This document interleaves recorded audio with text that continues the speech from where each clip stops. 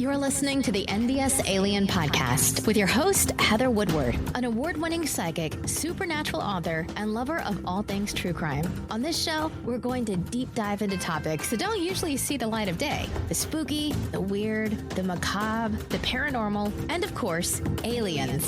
Sit back, grab a cup of tea, and let's get on with the show.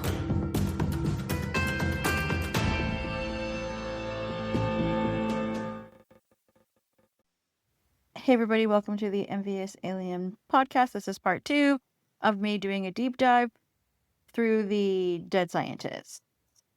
So part 1, we went through Michael David Hicks, Frank Mawald, Nuno Loureiro, Jason Thomas, Carl Grillmeyer, and that's it. And that was a lot of information because there is just a lot going on with these people. We went over some of the weird stuff, went through some of the conspiracies around it, looked at the stuff that could be positive about it, that seems normal, and then we went through all the stuff that was kind of crazy and that didn't make any sense. There's a lot of that. So, without further ado, let's move into this. We're going to talk about Amy Eskridge this time.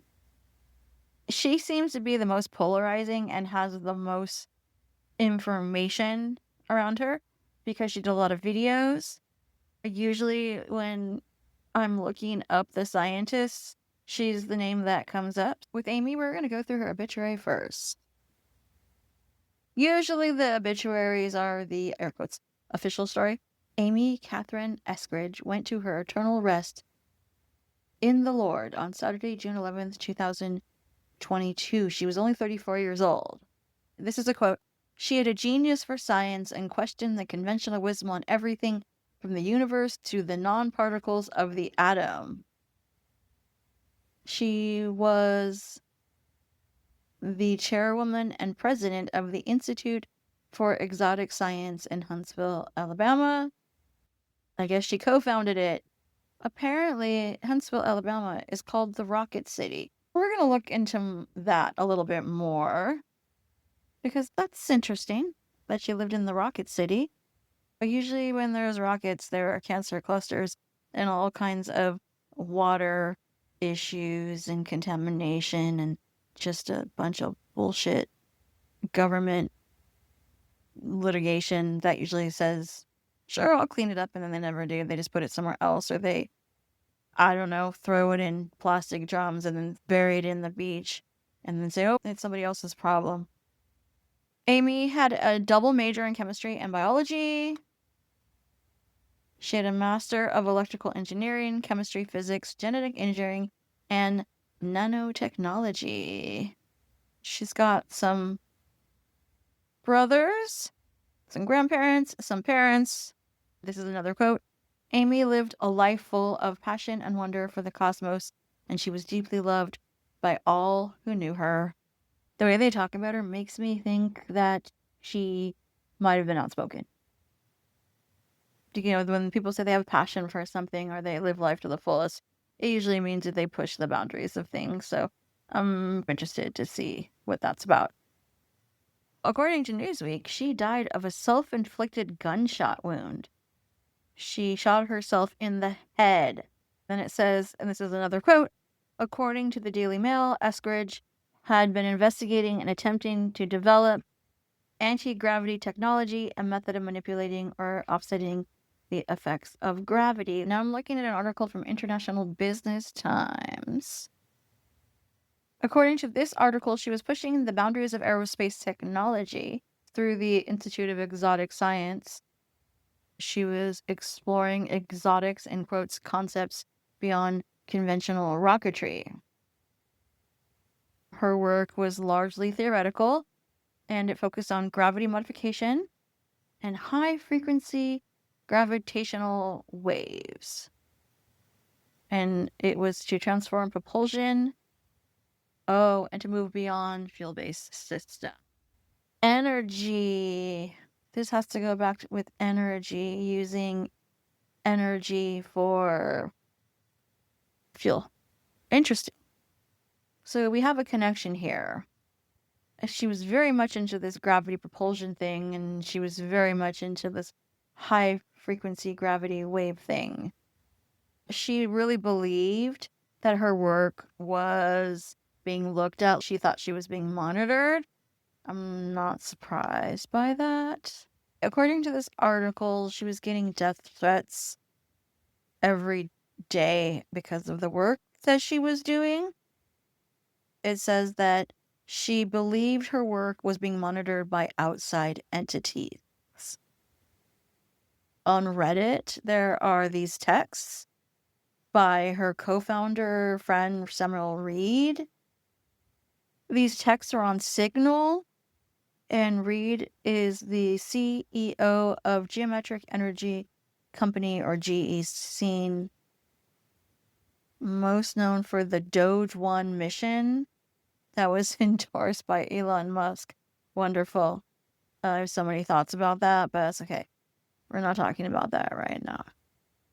Anyway, this is what Eskridge said on Signal. Now, this is from the article, but apparently there were also these screenshots on Twitter. I refuse to call it X. On Twitter, and when I click on those links, they're now gone. The only reason why this is up because it's still on Reddit, and Reddit people have an uncanny knack of putting stuff back up after it's been deleted. I love Reddit for that. It says, Eskridge wrote this, FYI, I've been getting death threats every day repeatedly for the past week or so for my most recent work. I finally crossed some line with my own independently developed theory, and it got surveilled. It tipped me over onto some fucked up kill list. I left myself a voice note on my hacked phone about some super heady shit that I figured out. Then the daily death threats immediately started rolling in on a daily basis. The past week has been absolutely horrible. I don't even know how to explain it. The most heinous death threats you can imagine. I've been telling the people closest to me over the past few days, absolutely did not kill myself, no matter what you have heard. I have told so many people that over the past week that it's simply impossible to take them all out. And then there's another sentence here. I'm trying to read it. It says, there's a whole bunch of like stuff over the top of it. It says, to start Bixby, press and hold the Bixby key. So it's somebody's screenshot from their phone.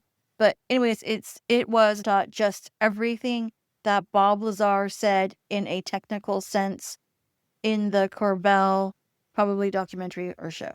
I'm going to follow this Reddit thread. We'll see what happens here because apparently people chimed in on this. Okay, so now I'm opening a link that says everybody is snitching now. Let's look and see what it says. This is on Twitter. It's from Anjali. I don't know how to say it correctly. This is what her Twitter bio says. Witness FMR Pentagon GIA BAE BAE USMC USAF SAC /ACC veteran. Consciousness Coherence NHL Transcendent Source We Are One Quantum Entanglement. That is a lot. According to her Twitter, it says, Amy Eskridge reached out to me a few times in 2021 and 2022. She warned me to be careful about what I had been sharing as she feared for my life, for what I was disclosing. She said that my press conference put me in danger of assassination and that she was privy to an organized campaign to discredit it and slur me publicly as a cover-up effort for what I knew and released. She claimed knowledge of holographic technology and V2K that was used to manipulate human perception. I told her I was aware of it, had seen it in use. She also told me that she was absolutely not suicidal. She was afraid she was going to be killed for her research, public work, and the information she was sharing publicly. Said that BAE Systems was insidious and had unchecked power. I don't care if you believe me.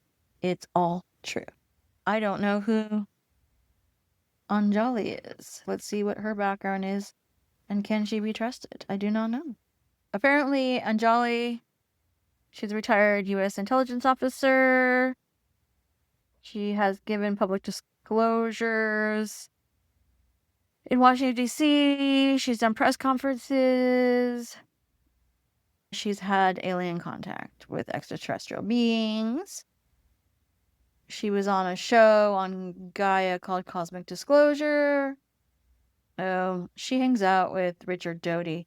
Yeah, I'm already got red flags. But she talks about conscious communications with aliens.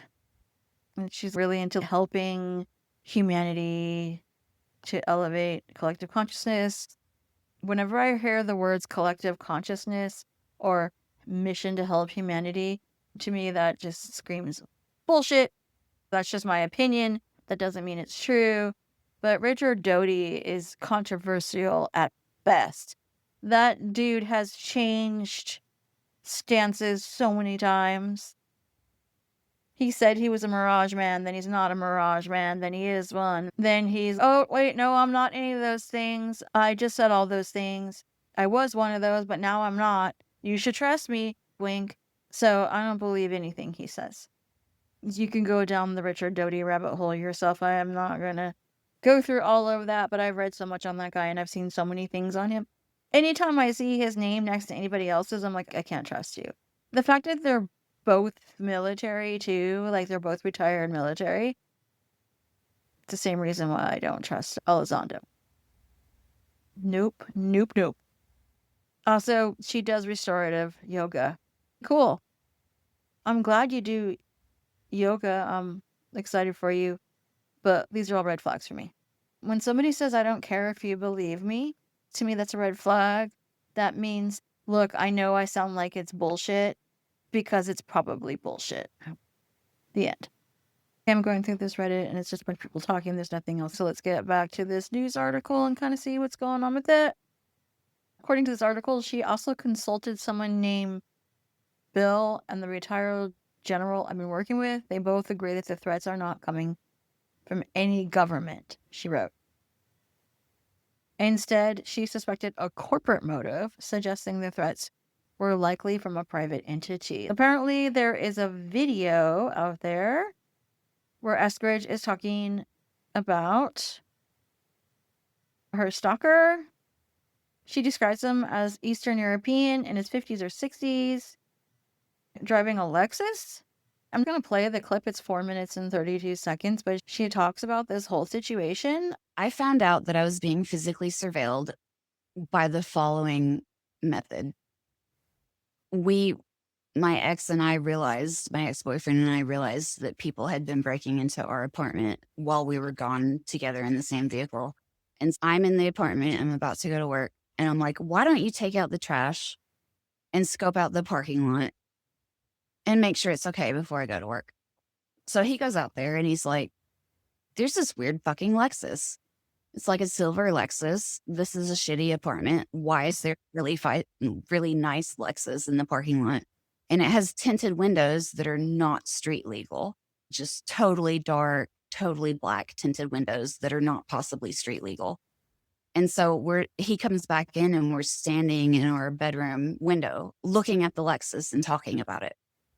And I say out loud, maybe we should walk over there later and take a picture of the license plate. Because the Lexus is across the parking lot from us, but it's backed in, so you can't see the license plate. Within 2 minutes of me saying, hey, we should walk over there later and take a picture of the license plate, we were still standing there at the window looking at it, talking about it. And an Eastern European looking motherfucker with a black beanie, dressed all in black, in his 50s or 60s, walked out of the apartment directly across from ours holding a license plate. And he opened the trunk of the Lexus and he took out some tools and he changed the license plate right in front of our fucking faces. And then he walked back to his apartment and he put the old license plate on the front patio and went inside, left it outside. And it was literally like, come get the license plate. I have more. I have more where this came from. Come get the license plate. And then after that, the Lexus started tailing me. And every time I saw the Lexus, it had a different license plate. It would be like Alabama plates, a different state plate. It would be random dealer plates, none of which were local, just like cardboard temporary dealer plates, none of which were any local dealers. Every time I saw it, it was different plates. It would follow me to the gas station to go get beer. I would go get beer at the gas station, and that Lexus follows me. And even my ex called an Uber once. He called an Uber. The Lexus pulled out from the spot across the parking lot from our apartment, drove over to our apartment, and said, "Hey, I'm your Uber here to pick you up." The license matched in the Uber app, but they didn't have an Uber sticker or a Lyft sticker. You can't drive Uber if you don't have an Uber sticker. He pulled out of his spot across from our apartment where he lived and drove over there to pick him up and said, "Hey, I'm your Uber here to pick you up." They changed the license plate right in front of our face. 60 seconds after I said, "Hey, we should go take a picture of that license plate."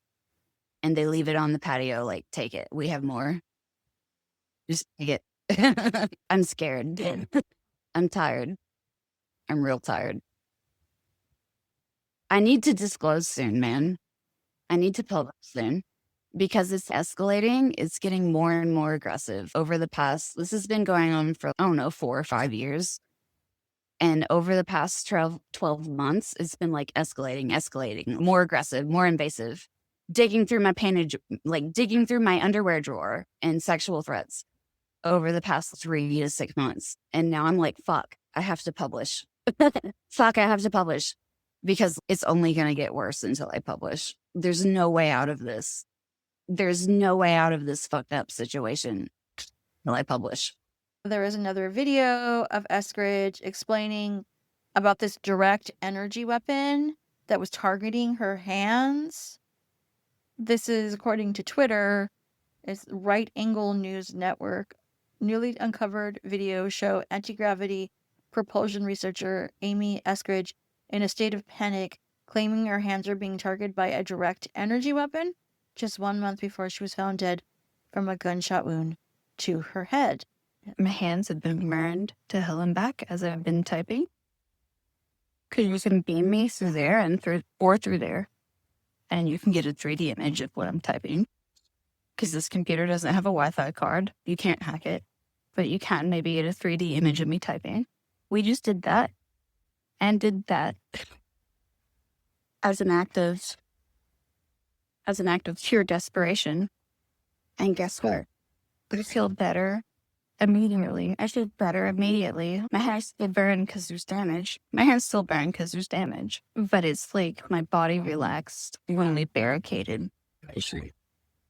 And it was like almost like relief. Like immediately.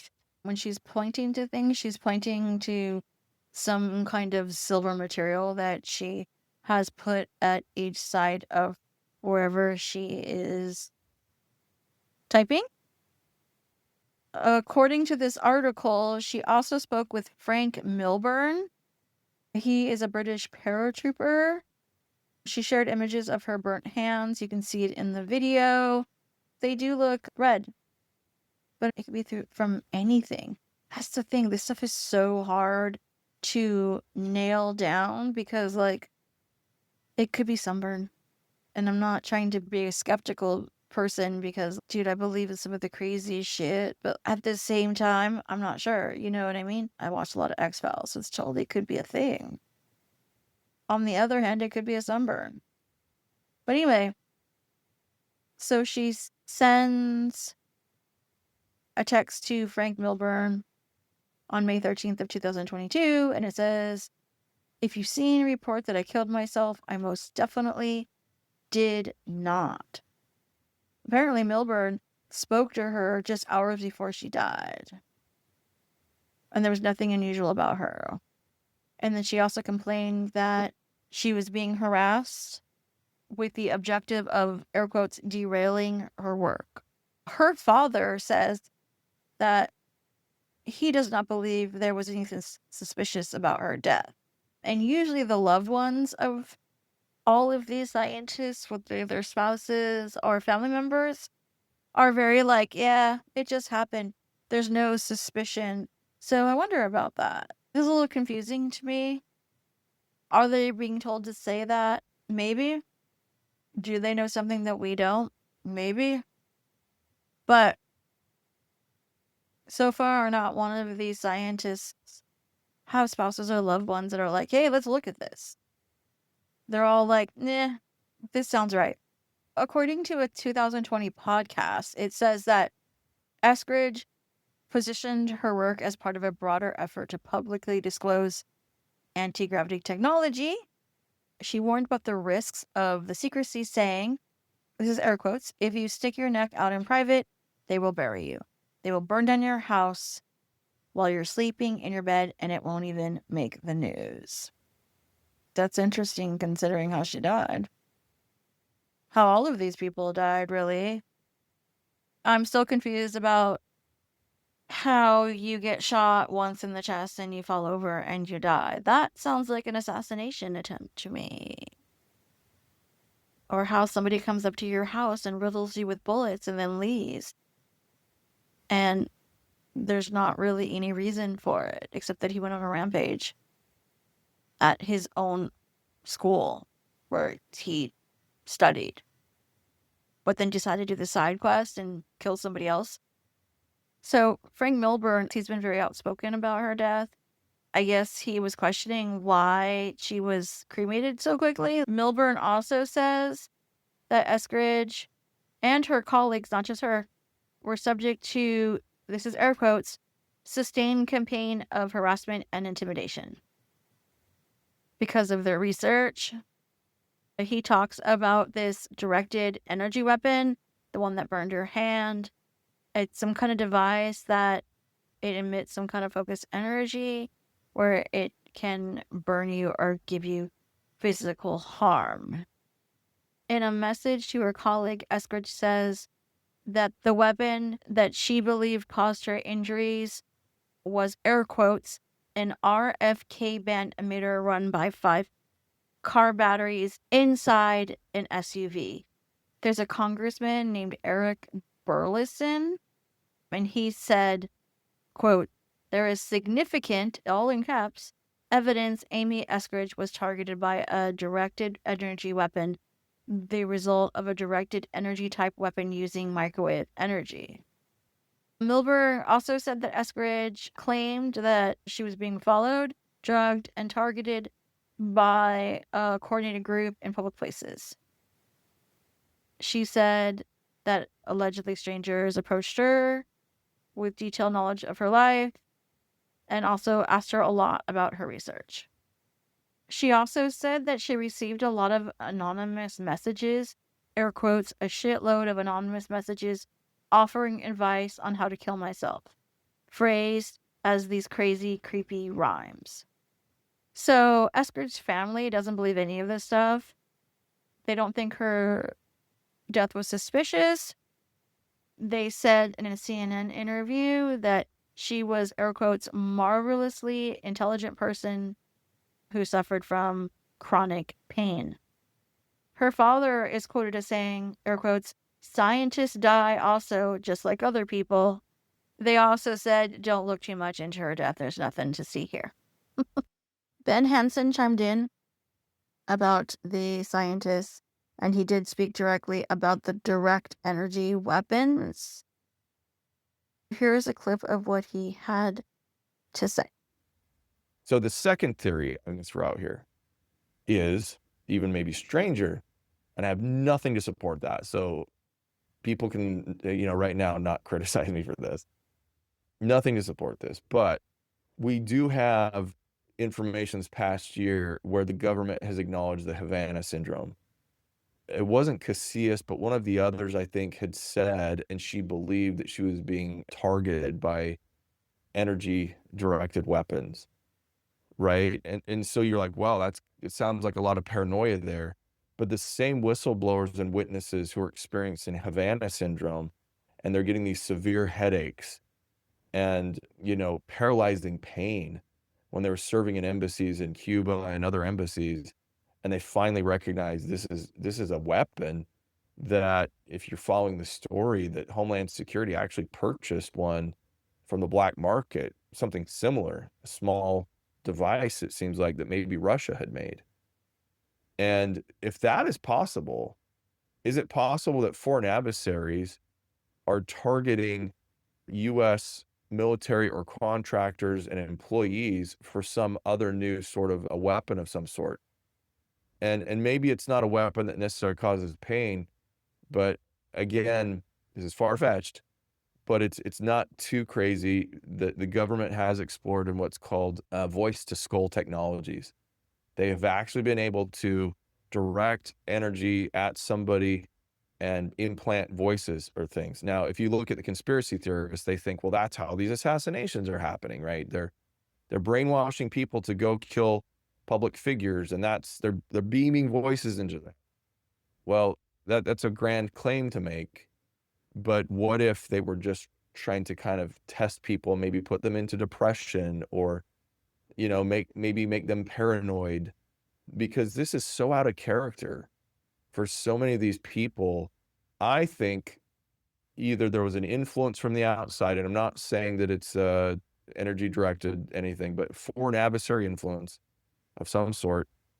I guess it could be domestic too, but they're being influenced and either threatened and told, we can harm your family if you notify them or whatever. Yeah. When you say like that, there could be something where they could actually make you think something different. Is that, I mean, Havana Syndrome is real, and that exists, but like, have we seen any evidence that it exists where there's actually some kind of machine where they can make you have different thoughts or feelings? Well, definitely infrasound has been proven. Infrasound below our normal thresholds is well established that it can give you feelings of paranoia, being watched, anxiety, fear. You can induce that in people, and it was rumored in the Venezuelan extraction, right, of Maduro. It was rumored that we had used such a thing to get into the compound. And now I don't know if that was established, but the voice to skull, I'd have to look back at the references on that. But it's my understanding that there were patents, or there actually is papers where they were able to achieve, and I could be wrong if it was academic papers or such, but they're actually able to achieve putting a word or a couple of words into someone's mind by directing that. So the person might think that those words are their own, right? They're hearing it. So you're kind of experiencing a schizophrenia. And if you're not able to tell what words are yours or somebody else's, you can see how that would be very concerning and a problem. But a lot of those people who in rumors have been thought to be victims of this have told other people, hey, I'm hearing voices. I don't know what to say. I don't think I'm schizophrenic, but I'm hearing voices. So far, we haven't had any of these missing people telling others that they're hearing voices. But it could be something similar. It could be just feelings. It could be something like infrasound or something that makes them feel anxious. Or if they're able to make it more precise, to have a period of, I'm blanking on a psychological term, but fugue, I think is like running away. Who knows? Who knows what they've advanced? But I think even the most skeptical people have to take the Havana Syndrome case and have to say, even though that sounds like it's straight out of a sci-fi book, it's been confirmed that it's a real phenomenon, and there is technology that can do this to a degree. So what else is out there, right? We can't just dismiss these things as conspiracy and sci-fi to it and listen to these people who say they're experiencing it. Today is July 2026. I am at the Roswell July 4th festival. Happens every year in Roswell, New Mexico. And I saw that Ben Hansen was going to be here, and I was very interested in the podcast that he did about direct energy. Anyway, I asked him about it. He's not doing podcast interviews right now, but he said that I could paraphrase. I asked him directly if that was okay. I took a picture of him just so you know that's who I talked to. It's in the show notes. But he did say that the way that they clipped it and put it on the internet, that wasn't his complete statement. He didn't say that it did exist, and he didn't say that it was a true thing. What he said was that it was a theoretical thing and that it absolutely could happen, that there are patents out for it, and a lot of things like that are happening in the government right now, where there are a lot of higher ups being targeted, is what he said. And he says if you are, how do I say this? He said basically, if you think that it's not happening, that you aren't paying attention, there's just not enough of a pattern for it yet. But that doesn't mean it's not happening, and it doesn't mean that it couldn't happen. But what he's saying is just because there's not a direct pattern yet, it is happening to people in Washington. They are being targeted. And just because you're not seeing the pattern yet doesn't mean that it isn't happening. And he also said that if you wanted to get people out in the desert or walking out and killing themselves or disappearing or going nutty, that's how you would do it. You would do it with some kind of direct energy weapon. You could probably find them on the black market. He didn't say you could. He said allegedly if they were on the black market, you could use them for that. Basically, he's saying it's very plausible that if you found it on the black market, you could totally test it on certain types of people and see what would happen. So there you go. That's a response from Ben Hansen. Again, I'm paraphrasing. He did not say these words, but we did have a conversation.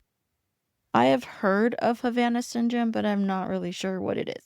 So I did some research. It's some kind of neurological condition that affects U.S. and Canadian diplomats, intelligence officers, and their families.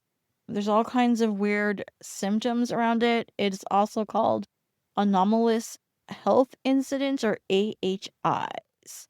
It first started in 2016 in Havana, Cuba, hence the name. But it has also been reported in China, Russia, Europe, and US. It's not considered a formal medical diagnosis, but a lot of people have experienced it. It's a bunch of neurological and cognitive issues, headaches, dizziness, vertigo, balance problems, cognitive issues like memory loss, brain fog, and difficulty concentrating on things. There's a loud or high-pitched sound involved with it. It can also create tinnitus, hearing loss, and ear pressure. It can blur your vision. It can give you light sensitivity. It can give you sleep disturbances, fatigue, nausea, and irritability. And some say that it can persist for months. They don't know what causes it, but here's some speculation. Basically, these are just hypotheses. The big one is direct energy or radio frequency. Some people think it's microwaves, ultrasonic devices, that it affects your inner ear. Some say it's environmental or chemical exposure, toxins, pesticides. There was an X-Files on that one a while ago about a pesticide that made people want to kill because it created stress and it brought out your fears. Some people say that it's stress related, like it's some kind of stress response. Everybody's stressed, so everybody gets it, like some kind of mass hysteria. Other people think that it's just a combination of a bunch of factors altogether, psychological and environmental. It's a combo of things. Everybody's studying it, though. The CIA, the FBI, the Department of Defense. So in 2024, allegedly, there was a device believed to reproduce the symptoms by emitting pulse radio frequencies. And it was Russian in origin. I believe that's the thing that Ben is talking about. People have taken MRIs and there's been inconsistent thoughts on that, or I don't know what the right word is, but basically there's inconsistency in what people are seeing on the MRIs. In 2023, the U.S. intelligence decided that there was no foreign involvement, but it could be a foreign device. But it tends to affect people that are in the military or in the government, which is, I don't know, that's sus. I guess there's something about compensation, like $3 million has been paid out by the U.S. government under the Havana Act. It's people with brain injuries that could be potentially linked to Havana Syndrome. They've gotten paid out, but there's ongoing investigations for it. There's no treatment for it, in my opinion. Only mine. This feels like direct energy. The other thing that Ben has talked about is voice to skull. I did talk to him in person, and he called it skull technology. I did not know that was a thing.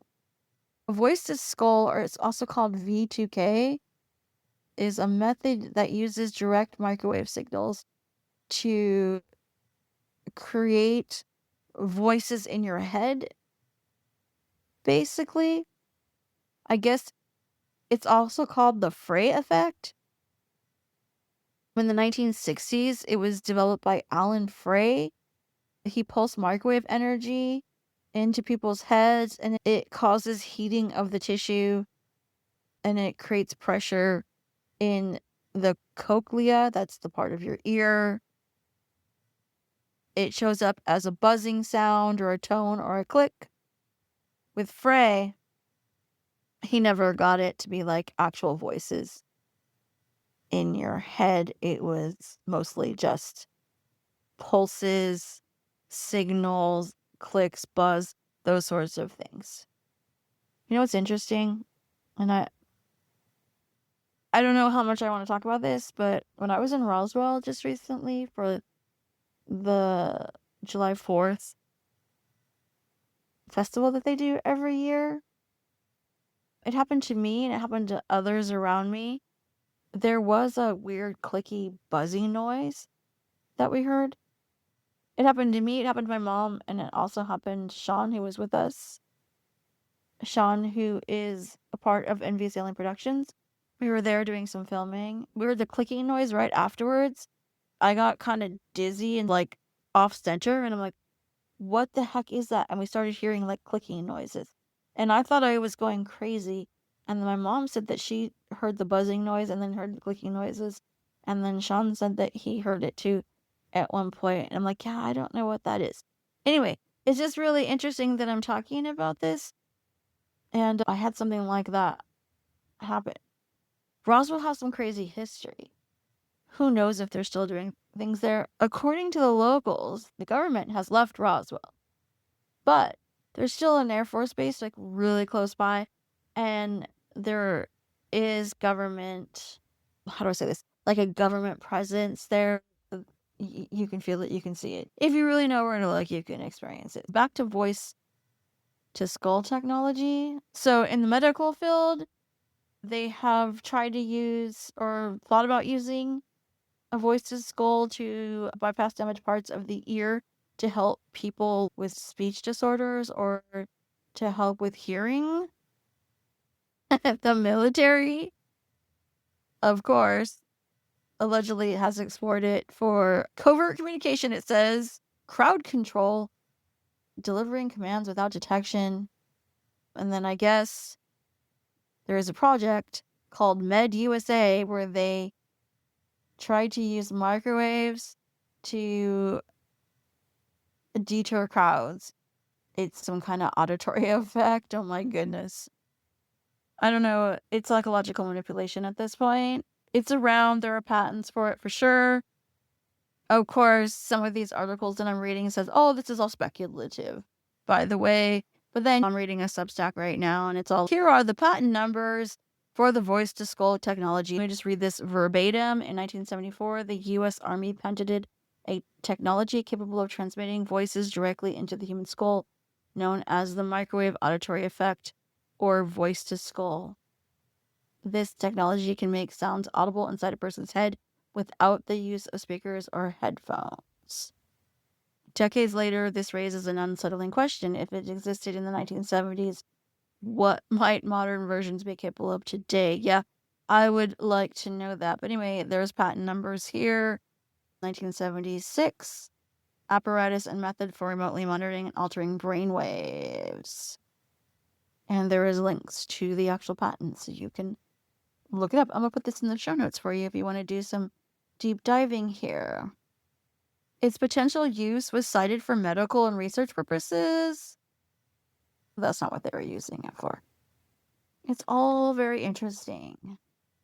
Let's look into the Rocket City. Let's look at this history. I'm looking at relocatetohuntsville.com. We're going to get the fun version, and then we'll look into the actual version. But it talks about the 50s and the space race. And it says, under the visionary stewardship of Dr. Werner von Braun, a German rocket scientist who was brought to the United States following World War II, blossomed into a thriving hub of rocket research and development. Driven by a pursuit of scientific advancement, Huntsville became an epicenter where the groundbreaking ideas and innovations took flight. So let's not forget that von Braun was a member of the Nazi Party. He led the rocket technology in Nazi Germany. And also he did a lot of stuff with space technology. They make him sound like he's this innovator of science, sure, but also he was very heavily into the Nazi Party. Wikipedia calls him an opportunist. He says, he only joined Nazi Germany in order to further his work. He didn't really believe in it. I'm like, bullshit. That's not how it works. It even says here that at first he did it just for his work, but then he was so indoctrinated that he became super influenced by it and he was very patriotic about it. Later examination of von Braun's background conducted by the United States FBI suggests that his background check file contained no derogatory information pertaining to his involvement in the party, but it was found that he had numerous letters of commendation for outstanding performance of duties during this time working under the Nazi Party. Overall, FBI conclusions point to von Braun's involvement in the Nazi Party to be a purely for advancement of his academic career, or out of fear of imprisonment or execution. It's funny how, history gets rewritten to make it so that it's okay if he comes over to the United States and furthers our space technology. He didn't really mean it. That's what I'm reading here, which is incredible bullshit. And I suspect that's what's going to happen as soon as this regime gets voted out. As soon as we're over this particular heinous part of history, all of a sudden we're going to have people coming out of the woodwork saying, I didn't mean it. I was just doing it because everybody else was doing it and because I didn't want to get killed or imprisoned. We're going to hear a lot of that bullshit, and it's not true.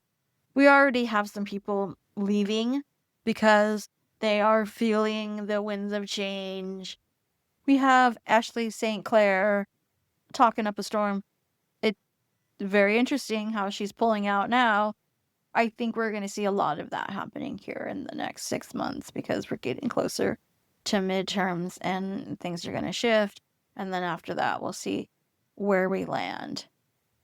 But this seems to be a prevailing theme in history.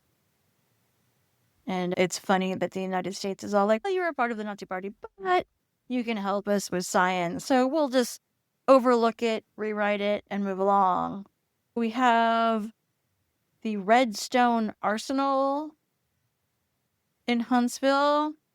It develops military missiles, and they work with the space program. I guess their big thing is the Saturn V rocket. And the Saturn V rocket was what fueled the astronauts to the moon during the Apollo mission. Also, NASA is there with all of their defense companies and their institutions and their educational facilities. It also has connections to the aerospace industry. Let's look at Redstone Arsenal. It was established during World War II as a chemical manufacturing facility. It was used for research and development by former German rocket scientists who were Nazis. They were also part of Operation Paperclip. Looks like they worked on ballistic missiles. And, of course, the V2 rocket. We already talked about that. It's located just outside of Huntsville, Alabama. So we have that. And then NASA is there. According to this Wikipedia article, it was originally composed of 3 separate entities. We had the Huntsville Arsenal, the Huntsville Depot, which dealt with chemical warfare, and then the Redstone Ordnance in 1956. The ballistic missile part of it went somewhere else by the U.S. Air Force. They moved it. And then NASA came in because of the space race. But in the early days, the chemical warfare part of it, they made phosgene and mustard gas. It also produced carbonyl iron powder, tear gas, incendiary devices, and small pyrotechnic devices like solid fuel rockets. Looks like after World War II, the arsenal was used as a storage facility for gas masks and incendiary bombs. After Operation Paperclip, the Nazi scientists did a lot of work here in Huntsville. Von Braun became the director of the ABMA's Developmental Operations Division. He was mostly in charge of making immediate range ballistic missiles. And then he created all these missile systems. I don't know. There's a lot of words that are like, we made big bombs, pretty much. Also, there was a missile command there. So where that's in direct relation to Amy Eskridge. She was in the place that literally missiles were being made, and then all this history, and they like to put it in a nice pink bow and make it seem like it's not as nefarious as it actually is. And then she's doing all this energy work, and then she's wondering why she's getting death threats. The Redstone Arsenal is still a center for testing, development, and the doctrine for the Army's missile programs. So they're still doing the same shit there, but now they have a command center, and they have a missile defense agency and a space intelligence center there. And they also have some kind of school there. Is the Marshall Space Flight Center. It's NASA's largest field center for propulsion analysis and development, and it has something to do with the Saturn rocket family. And the space shuttle, that's Amy Eskridge. That's a lot. Let's move on. The next scientist, we're at number 7, by the way. Her name is Monica Jacinto Reza. And just something I've been noticing, because we were talking about Amy Eskridge before, I noticed with the male scientists, I want to call them by their last names. And the female scientists, I want to call them by their first names. And I think that's some pre-programmed misogyny on my part.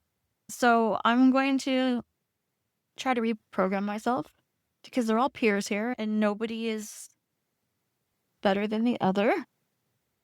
But anyway, let's find out what Reza is about and who she is. And we'll look for her bio, her obit, and see where we go with this.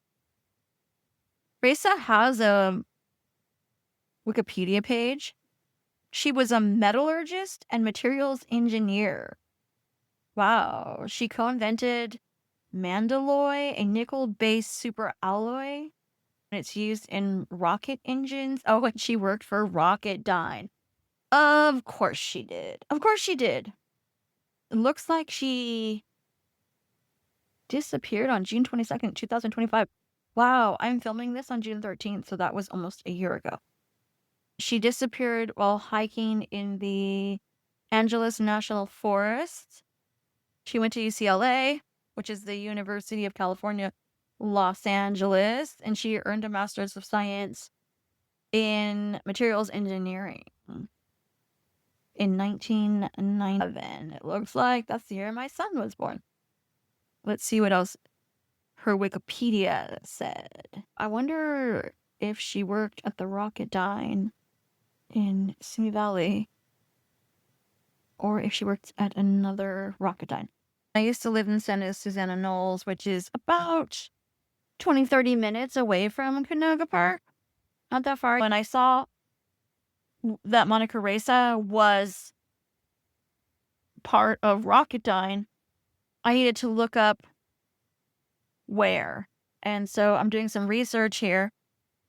And it says that the Rocketdyne location in 1988 was at 6633 Canoga Avenue, Canoga Park. And that is very close to where I used to live. It's about 25-30 minutes. Depending on how you go, you have to go up the freeway. There's a lot of like mountains and stuff in that region. There's Simi Valley, there's Santa Susana, and then you have a lot of rocks and a lot of mountains that go nowhere. So you can go the back roads if you want, but it takes forever because you have to go through the windy roads. But usually you just go up to the freeway and then you go over the big mountain, and then on the other side of it is Canoga Park. It's like there's mountains between Santa Susana and Canoga Park. If there wasn't that big mountain there, then it would be like a 10-minute drive. Anyway, it says that the Rocketdyne location where Reza did her work was a headquarters, and it was the key site for rocket engine development and production, which makes sense because of her degree. It was closely linked to the Santa Susana Field Laboratory, which is where they tested the designs. So I guess they created designs at the Canoga Park location, and then they tested them out in Santa Susana Knolls, which makes sense because, again, lots of mountains, the ride up to the Rocketdyne location or the Santa Susana Field Lab, everybody called it Rocketdyne. It's about 5 miles up a windy mountain at the top. And there used to be lots of nothing there. Now there are houses there. And we'll get into that. This is a rabbit hole. This is something that I grew up with that I didn't realize was not a normal thing. And I didn't live there my whole life. After my parents got divorced, I think I was 13 or 14. I think it was the summer between 8th and 9th grade. I could be off a year, but it doesn't matter. Anyway, I do remember moving into a house that was in Santa Susana Knolls. Like I said, you had to go 5 miles up the road. But the ground used to shake all the time when they did testing up there. And you could hear the rockets. And we was like, what the hell is that? But you just kind of got used to it. Nobody said anything and nobody cared. And it just is what it is. You know what I mean? You just get used to the noise. And people who lived in Santa Susana knew about it, but people in Simi Valley, I've talked to people from Simi Valley and they're like, I don't even know what you're talking about. There was a missile testing site up there. I'm like, yeah, there was. So they were just quietly doing a lot of shenanigans up there. Let's do a little history on Rocketdyne. This is fun. So according to the Wikipedia, they did rocket engine design and production in Canoga Park, San Fernando Valley, Los Angeles, in Southern California. It was founded in 1955. It was part of the North American Aviation Division, and then it was later part of Rockwell International from 1967 to 1996. And then it was part of Boeing from 1996 to 2005. Fun little story about that. Boeing is now where the Santa Susana Field Laboratory is. Where they used to test rockets is no longer there, allegedly. Now they do things for Boeing in a air quote safe manner. And I went up there one time to see what it looked like. after Boeing took it over, and we got to the front gate, and somebody escorted us off the property. Basically, they asked us what we were doing up there, and we're like, oh, we got lost, because if you go one way, you go up the hill. If you go the other way, you go to the freeway. And we were like, oh, I think we went the wrong way because we're trying to get to the freeway. And the guy was like, let me escort you to the freeway. Now, mind you, the freeway is not right there. You have to go 5 miles, go down a road, then go about 3 or 4 miles. So it's almost 10 miles. He literally escorted us 10 miles to the freeway, made sure we got on the freeway, and then turned around and went back. And I was like, this is crazy ass security area 51 bullshit is what that is. And he had one of those like vans. So I don't know what they're doing there, but they definitely don't want to be bothered. In 2005, Boeing sold the Rocketdyne division to United Technologies Corporation, and they're part of Pratt & Whitney. And then in 2013, it was sold again to Gencor, which merged it with Aerojet Rocketdyne, the space portion. And then the space portion of Aerojet Rocketdyne was called Rocketdyne. I guess they changed the name because it was acquisitioned in 2026 by L3 Harris. So it's been tossed around like a redheaded stepchild. And I can tell you why, probably. It's because there are lots and lots of port battles because of Santa Susana Field Laboratory. There was a huge spill there. It's actually a nuclear spill that is on par with 3 Mile Island, and it got covered up and it went into the groundwater, and then they built houses on top of it because that's what they do. Yeah, I have a whole episode that I'm going to be doing about that because I accidentally fell into the Silkwood rabbit hole because I was looking at stuff for Santa Susana, and I have some interviews with that. So I'm not going to tell you all the stuff here because this is supposed to be about Monica Reza, but let's just say that they're moving shit around. I can tell you they're moving companies around and creating shell companies and putting the parts of the companies that are being sued and then selling the rest to other people. So that way it's harder to find who owns it. And basically you're suing a shell company instead of the actual company. And they do a lot. Robert Kerr had a company that was related to Silkwood, the plutonium plant. And they moved everything into a shell company when they sold their company. And they put all of the oil and the profit building part of the business into a secondary company. And then they sold that company. And so the parts of the care company that has to do with plutonium didn't get sold. And that's in a shell company. They got sued for that. They're like, you can't do that. You still are responsible for the cleanup because, again, another place where the water table got fucked. And guess what they did? They just built houses around it just now in 2025 and 26. So I guess that's what you do. You like, oh, fuck it.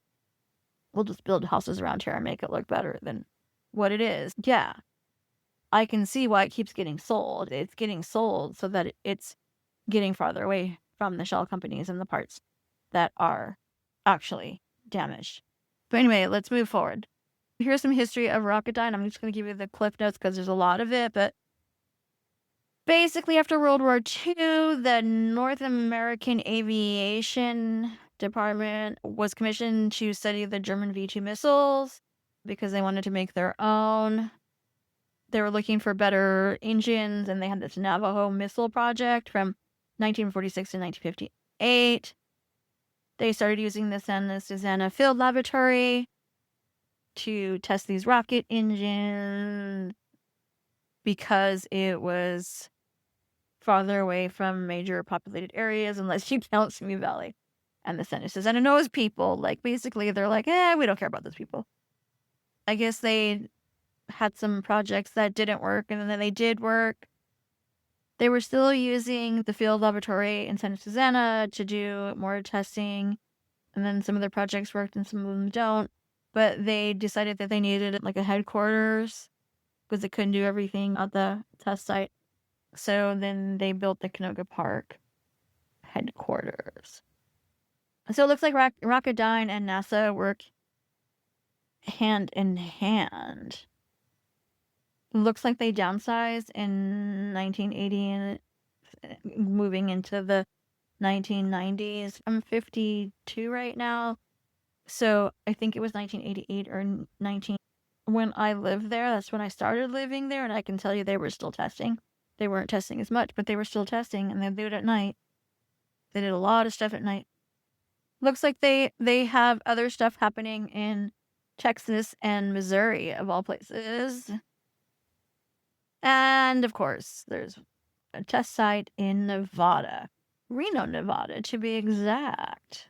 It's called the Nevada Field Laboratory, which is very close to the Tonopah Field Laboratory, which is very close to Area 51. So, you can do whatever you want with that. Just put it out there. Anyway, let's get back to Monica Reza, though. So she worked there in Canoga Park, which means she was deep in the missile rocket launching business.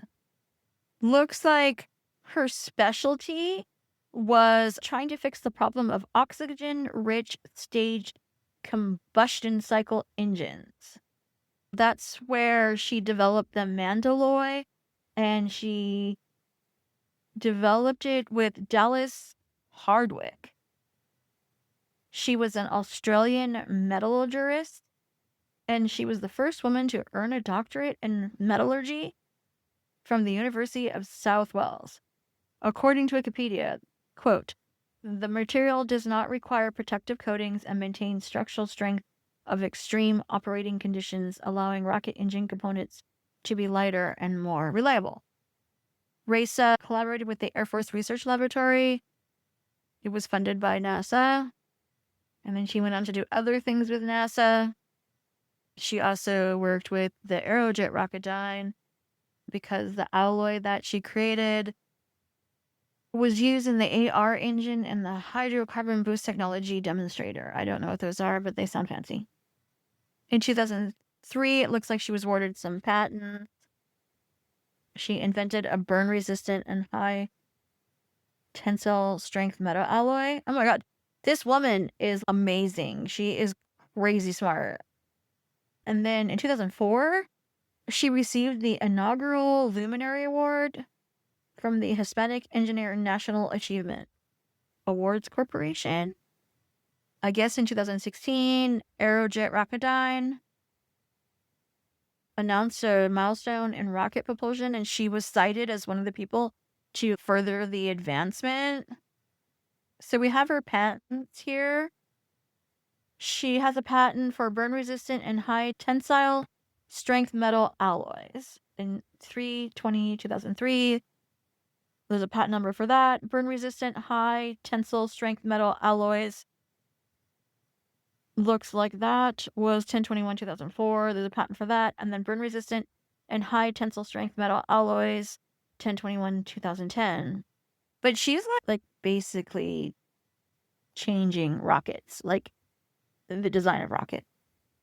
So it looks like she went hiking on June 22nd, 2025 in the Angeles National Forest. And then she disappeared. And that's all it says. It doesn't say like why or where or what happened. But she's also working with the Aerojet Rocketdyne too, which is like the space aspect of it. And she's working with NASA. Why would they want her killed? She seems very decorated. Like, she seems like somebody that you would need. Why would they want to get rid of her? Unlike the other scientists that we went through, her obituary is not online. On this website called the Sentinel Briefing, I don't know much about this site, so I don't know how accurate it is. So I'm going to try to corroborate whatever's said in this with other sources just to make sure. there are lots of resources here. There's lots of external links that go to where they got this information. It said that she was declared dead 4 days after she vanished, and the helicopters were still searching for her at the time. Apparently, Reza was with a companion. According to this, she was 30 feet behind him. She was wearing a bright red shirt and some khakis for hiking, and then she just disappeared. According to this article, she was a technical fellow at Aerojet Rocketdyne. We talked about Aerojet Rocketdyne, but I guess it's the highest technical rank in the company. In 2023, she moved to the NASA Jet Propulsion Laboratory. There is another person at JPL that died. As of February 27th, 2026, it looks like Major General William Neil McCaslin looks like he went for a walk in Albuquerque, left his phone, his glasses, any devices, took a gun and a wallet, and he has not been seen since either. I have a list of my scientists. Okay, he's number 11. We haven't got to him yet. All right. He was working with Reza. That's sus. Right, so this article that I'm reading, it has a lot of the same information that I've gotten from other places. He or she is citing sources. So far, the information here is pretty accurate. I would consider this a reliable source now. So it looks like her partner, the Dallas Hardwick woman, who's like awesome, cool, and made the Mandalay. God, that sounds like it should be in a comic book. Looks like she died of cancer. Not surprised by that. Looks like Hardwick retired in 2012. She had stage 4 cancer. And then she died on January 5th, 2014. I guess there were 3 hikers, not 2. I thought there was 2. According to this article, there were 3 hikers. They departed from 6,000-foot day use parking area on Los Angeles Crest Highway at approximately 9:10 a.m. According to the Crescenta Valley Sheriff's Station's Facebook page, she went hiking with her yoga friend group, and her car was parked out of one of their houses. So she went with other people in somebody else's car. I guess one of the hikers, this is why I got confused, one of the 3 hikers stayed at the bottom of the steep hill part because they didn't want to go down it. And then the lead hiker and Reza went up this place. She was 30 feet away, and then she just disappeared. So apparently they went up the hill.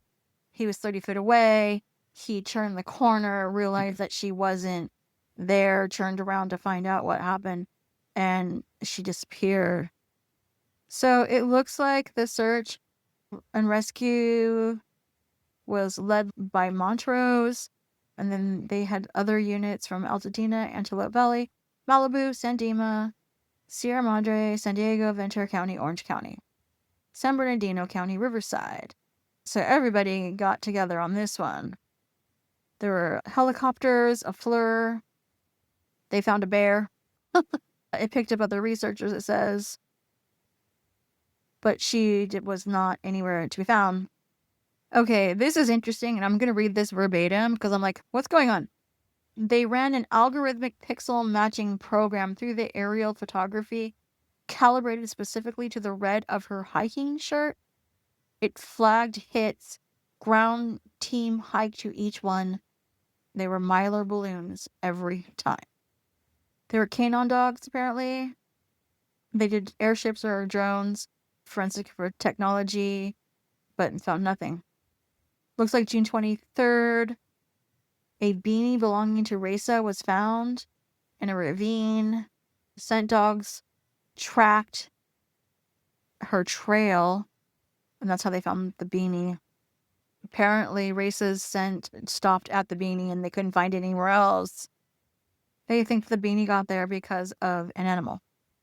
This is interesting, too. I didn't know about this part. It says that the day she went missing, someone reported hearing a woman screaming in that area.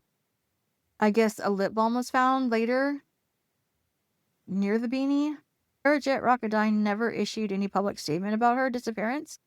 Neither did NASA JPL, and none of the places that she worked talked about it at all. On June 26, 2025, it was 4 days after she went missing, there was a memorial page created for her on Find a Grave, and it says, ooh, I just clicked the link, someone removed it. But the guy here, or girl, woman, why do I keep saying the guy? I write articles all the time like this, so I don't know why I'm being, again, that internalized misogyny is strong. The person who wrote this article put the memorial ID, the Find a Grave link, and it says, this memorial has been removed. Return to homepage. Monica Jacinto Reza, born December 30th, 1964, died June 22nd, 2025. Death location, Angeles National Forest, Los Angeles County, California. USA, remains green burial. The memorial was created by Lillian, it says. And that person's profile is no longer publicly accessible. And then it was maintained by a contributor named JC. Looks like the image from the missing person flyer was added while the helicopters were still in the air looking for her. Green burial means no embalming, biodegradable container, straight from the earth. But I guess a green burial means that you have to have a body. So that's interesting too, that it says that it was a green burial when there was no body. And apparently, according to the person who wrote this, there are no remains, no obituary. Every other scientist had an obit. There was also no funeral announcement. So when I get to William Neil McCaslin, he's actually the last person on this list. We're going to have to do some crossover to Reza again because apparently they knew each other and they worked together. I just looked up Find a Grave and there's a new one. The one that was cited in the article has been removed, but there's a second one that was created after the fact. Why? What? Why would they do that? This one says, birth, 1964, death unknown. Burial details unknown. Added July 10th, 2025. So the other one was deleted and this is the new one. This one just says, 60 Monica Reza was last seen on June 22nd, 2025, around 9:10 a.m. as she was set out for a hike in Angeles National Forest, and her last known location was near the Mount Waterman area at 6,000-foot gate on Angeles Crest Highway. Parents, Ruben Alexander or Alex Jacinto, Victoria Andrea Pallader Jacinto, those were her parents. Flowers. Monica has not been declared dead. No body has been found or recovered. Monica Reza is director of the Materials Processing Group at NASA JPL and has ties with recently missing Air Force General William McCaslin, both associated with UFOs. Now, I have not found any UFO information, but that is very interesting. Where is the UFO connection? I'm looking for the UFO connection. She was doing something with McCaslin. It had something to do with aerospace research, and it was funded through AFRL. According to an article in the Daily Mail, Congressman Tim Burchett has questioned whether the materials Ressa worked on had any kind of UFO technology associated with it. They were looking for cell phone data of hers, but it showed an absence of expected location data because of the NASA JPL mobile device security protocols.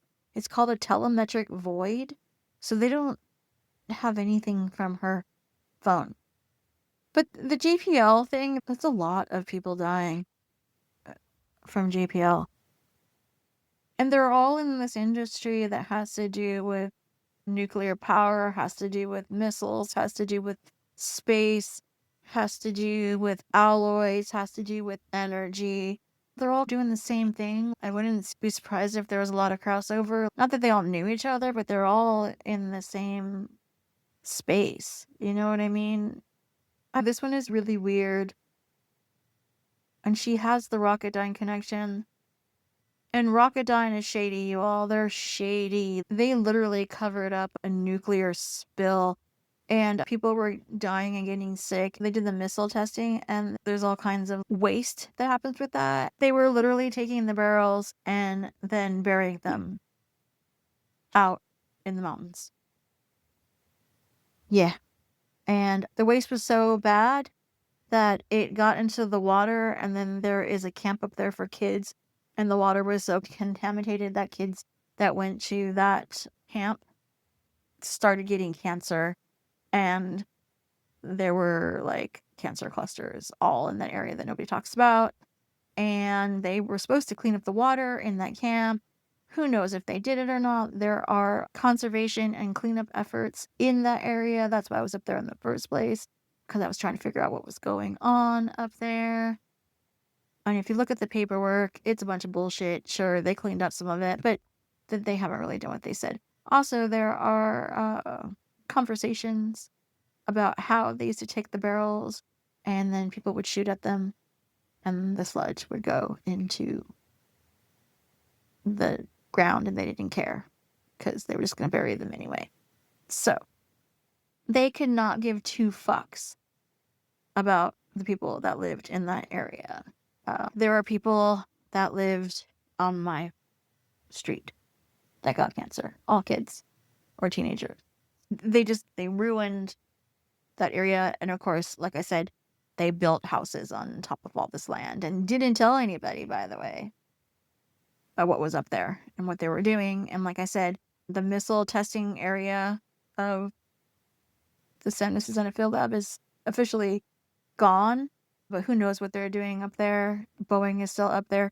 They are still fully functional. So I'm sure that's not the only place. Like I said, I found the same thing happening in Oklahoma and Nevada. I actually talked to somebody while I was looking for Area 51 because you can't just go to Area 51. Usually you got to find somebody up there that gives you the directions, or there's directions on the internet, but oh my God, it's so hard to find. So I had the directions from the internet, but I was like, there's nothing out here. This is so confusing. So I went to Rachel, Nevada, and talked to the little alien cafe people, and they told me exactly how to get there, which is amazing, y'all. That they're all, oh yeah, you just go down this road and there's a stop sign and go look for the cow, blah, blah. Literally, those are the directions. So we got there, but on the way there, we did stop a few times, and on one of the times we stopped, I talked to somebody, and he was telling me that there were cancer clusters all throughout that area. And people just don't talk about it because of the Tonopah field laboratory testing. And then there's a few others. I mentioned one earlier, and there was testing at Groom Lake and all of that. And because of that, the water table there is fucked and people are getting cancer there. Like, oh, and guess what?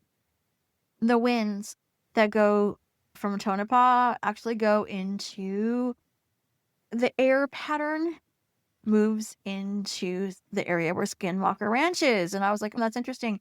And so I did interview the person, I forgot his name. He's in Aries. That's all I remember.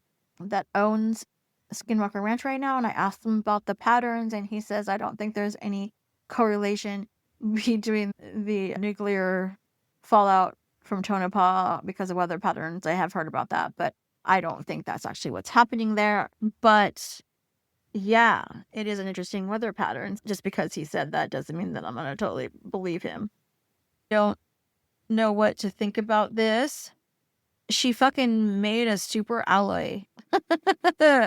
Mandalloy. Ew. Wow. She was an amazing person, and I hope they find her body. But also, she worked for Rocketdyne. So I'm like, okay. All right.